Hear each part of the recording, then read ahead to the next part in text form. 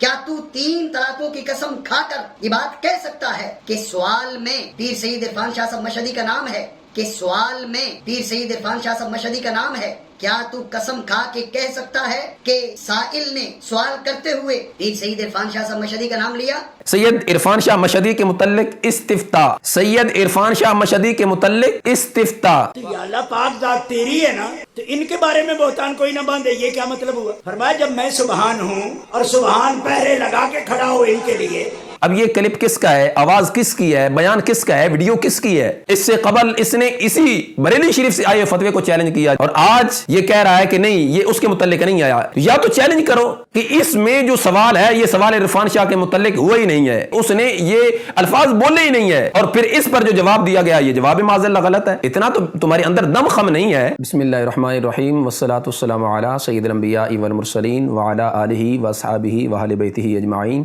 توحید و رسالت کا نعرہ دنیا میں لگانے نکلے ہیں، فاران کی چوٹی کا نغمہ گھر گھر میں پہنچانے نکلے ہیں۔ اپنا تو یہ جذبہ ہے آصف کہ ہر سانس میں سایہ پیہم ہو، نہ تھکنے تھکانے نکلے ہیں نہ سونے سلانے نکلے ہیں۔ السلام علیکم ورحمۃ اللہ تعالی وبرکاتہ۔ معزز سامعین و ناظرین، سچے دل سے ان باتوں کی تصدیق کرنا کہ جن کا شمار ضروریات دین میں ہوتا ہے تو اسے ایمان کہتے ہیں، اور ضروریات دین میں سے کسی ایک چیز کا بھی انکار کرنا اسے معاذ اللہ کفر کہتے ہیں۔ اور بندے مومن کی یہی شان ہے کہ ایمان لانے کے بعد اعمال صالح کرتا رہے اور شریعت مطہرہ کے مطابق وہ زندگی گزارتا رہے، تو رب ذوالجلال اسی شخص کو اپنی برگاہ کا قربی عطا فرماتا ہے، اور پھر اسی شخص کا ہی اللہ تعالیٰ کے جو مقبول بندے ہیں، مقبولان برگاہ عزتی ہیں، ان میں اس کا شمار ہوتا ہے۔ رب ذوالجلال نے انہی لوگوں کے بارے میں یہ فرمایا، ان الذین آمنوا وعملوا الصالحات سیجعل لهم الرحمن ودا۔ مگر جب انسان معاذ اللہ ثم معاذ اللہ شریعت مطہرہ کے خلاف کام کرنا شروع کر دے، حدود اللہ کو پامال کرنا شروع کر دے، اپنی نفسانی خواہش کے مطابق زندگی گزارنا شروع کر دے، تو اس وقت پھر معاذ اللہ ثم معاذ اللہ وہی شخص جو پہلے رحمت الہی کا مستحق بھی تھا، معاذ اللہ اسی کے بارے میں رب ذوالجلال ارشاد فرماتا ہے، اولئک کالانعام بل ہم اضل۔ تو یقیناً یہ بندہ مومن کے لیے، صاحب ایمان کے لیے ایک درہ کار ہے، جس میں رہ کر اگر وہ زندگی گزارتا ہے تو وہ اللہ کا مقبول اور برگزیدہ بندہ بھی بن جاتا ہے، اگر معاذ اللہ خلاف ورزی کرتا ہے پھر وہ مستحق کے عذاب الہی بھی ٹھہر سکتا ہے معاذ اللہ۔ تو ایسے ہی ناظرین کرام، آپ نے موجودہ صورتحال کو دیکھا ہوگا کہ تقریباً 1.5 سال سے تکفیری گروپ نے اپنی نفسانی خواہشات، اپنی ذاتی عداوت، بغض اور حسد کی بنیاد پر ایک پراپوگنڈا کھڑا کیا، اور ایک صحیح العقیدہ سنی عالم، شیخ الحدیث، شیخ القرآن، ایک عالم ربانی کے لحاظ سے جس طرح کی انہوں نے گفتگو کی، کبھی جی سنیت سے خارج تو کبھی دال، کبھی مدل، کبھی فلاں کبھی فلاں، جو ان کے منہ میں آیا انہوں نے بولا، معاذ اللہ فوش کلام کیا، تہمتیں لگائیں، اور کیا سے کیا انہوں نے کیا زمانے نے دیکھا ہے۔ مگر اس شخص نے صبر کے ساتھ ان تمام چیزوں کو برداشت کیا، اور صبر کے ساتھ ہی اللہ کی بارگاہ میں وہ مدد مانگتے رہے، اور انہوں نے حق کا دامن نہیں چھوڑا، تو اللہ تبارک و تعالی جل جلالہ نے اپنے اس کمزور بندے کی مدد فرمائی، اور اس کی تائید میں اور اس کی نصرت میں رب ذوالجلال نے ایسے علماء حقہ کو بھی کھڑا ہونے کی توفیق عطا فرمائی کہ جو ان کے دست و بازو بنے، جنہوں نے حق کا ساتھ دیا، اور پھر بالآخر ایک وقت وہ بھی آیا کہ علماء حقہ کی ترجمانی کرتے ہوئے اور اپنے اسلاف کی سنت کو زندہ کرتے ہوئے مرکز اہل سنت بریلی شریف سے ایک فتویٰ صادر فرمایا گیا اس تکفیری ٹولے کے بارے میں، اور بالخصوص اس تکفیری ٹولے کے سرغراں عرفان شاہ کے متعلق ایک فتویٰ صادر کیا گیا۔ اب فتویٰ جب سے آیا ہے کئی دن اس کو گزر چکے ہیں، تقریباً 1 ماہ ہونے والا ہے۔ جب سے فتویٰ آیا ہے اس دن سے پوری تکفیری ٹولے کے ایوانوں میں زلزلہ برپا ہے۔ یقیناً جب شرعی گرفت ہوتی ہے، کوئی شرعی حکم لاگو ہوتا ہے، اس وقت انسان کو یہ خبر ہوتی ہے کہ میں کیا کر بیٹھا ہوں۔ اب مہینہ تقریباً گزر گیا، 1 ماہ تک انہیں ہوش نہ آئی کہ یہ فتویٰ کس کے خلاف آیا ہے، کس پہ لگایا گیا ہے، جو استفتاء بھیجا گیا وہ کس نام سے بھیجا گیا ہے، اور پھر اس استفتاء میں جو توبہ طلب امور ذکر کیے گئے وہ کس شخص کے متعلق تھے؟ مگر اچانک کل ہی کچھ مجھے ایسے شر پسند عناصر دیکھنے کو ملے کہ پہلے وہی مرکزی اہل سنت بریلی شریف کے مفتیان کرام اللہ تعالیٰ ان کا سایہ اہل سنت پر دراز فرمائے ان کے متعلق زبان درازی کرتے دکھائی دے رہے تھے، اور کبھی اسی فتویٰ کو ہی وہ چیلنج بھی کر رہے تھے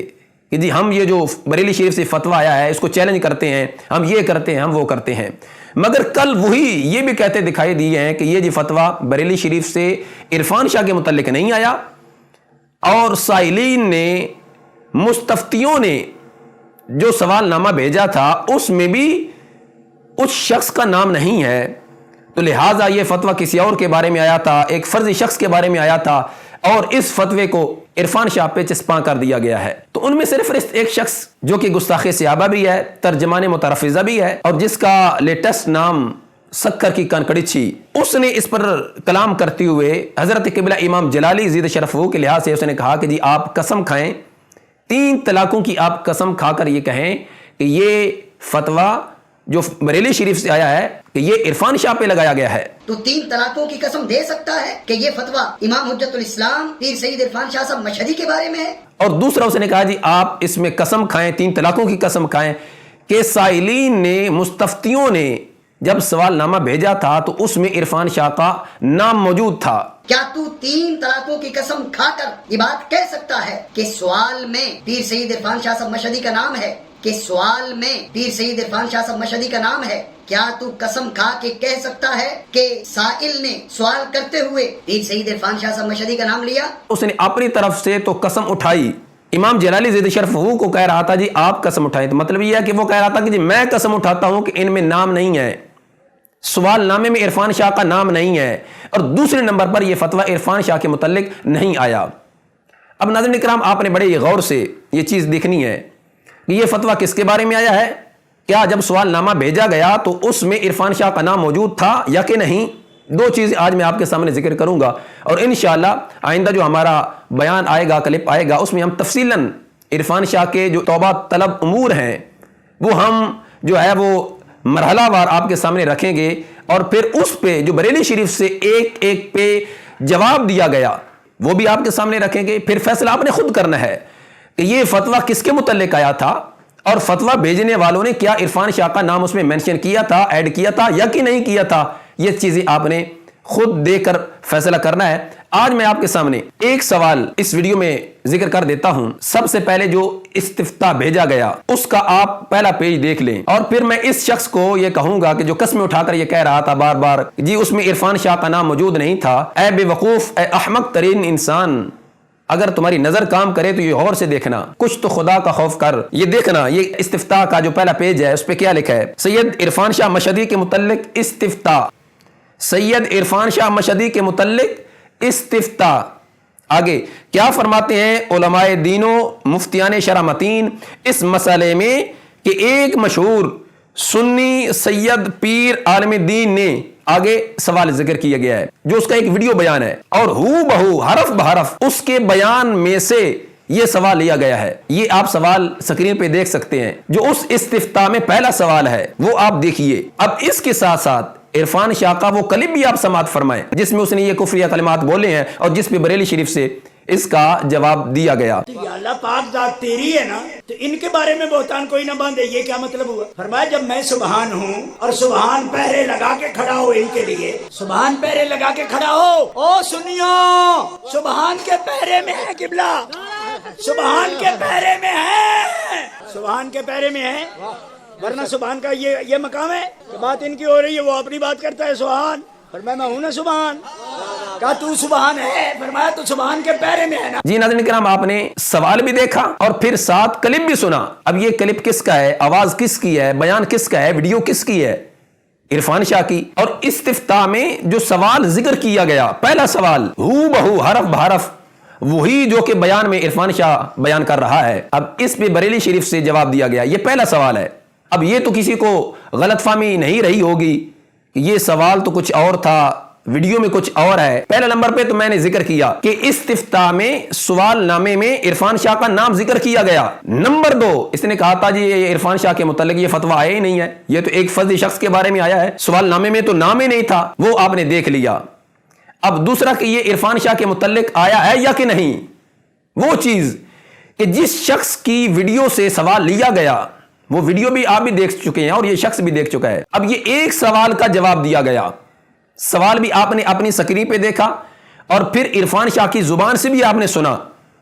اب میں اس گستاخ صحابہ اور سکھر کی کنکڑچھی کو مخاطب کر کے کہتا ہوں, ذرا آپ اپنی اس منکوہا کے نکاح کی خیر منائیں. اور جو تو قسم بڑے بمانگے دوڑ اٹھا رہا تھا, ارے عقل کے اندھے تمہیں نظر نہیں آ رہا تھا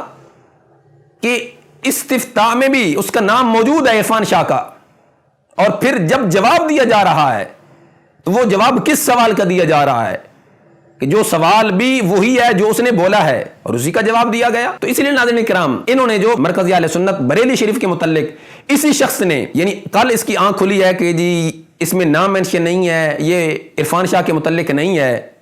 اس سے قبل اس نے اسی بریلی شریف سے آئے فتوے کو چیلنج کیا, جی میں چیلنج کرتا ہوں, اور آج یہ کہہ رہا ہے کہ نہیں یہ اس کے متعلق نہیں آیا. مگر ایک چیز اس نے اس میں یہ واضح کر دی کہ اس میں جو سوالات کیے گئے اور ان کے جو جوابات دیے گئے وہ سوال بھی ٹھیک ہیں اور جواب بھی ٹھیک ہیں. اگر اس کو جو سوالات کیے گئے ہیں ان سوالات پر کوئی اعتراض ہوتا یا جو جوابات دیے گئے پر کوئی اعتراض ہوتا تو یہ سب سے پہلے تو کہتا جی یہ سوال بھی ایسے نہیں ہے, ایسا تو عرفان شاہ نے بولے ہی نہیں ہے. یعنی عرفان شاہ کے ان 21 جو توبہ طلب امور ہیں ان میں سے کسی ایک کا بھی اس نے انکار نہیں کیا.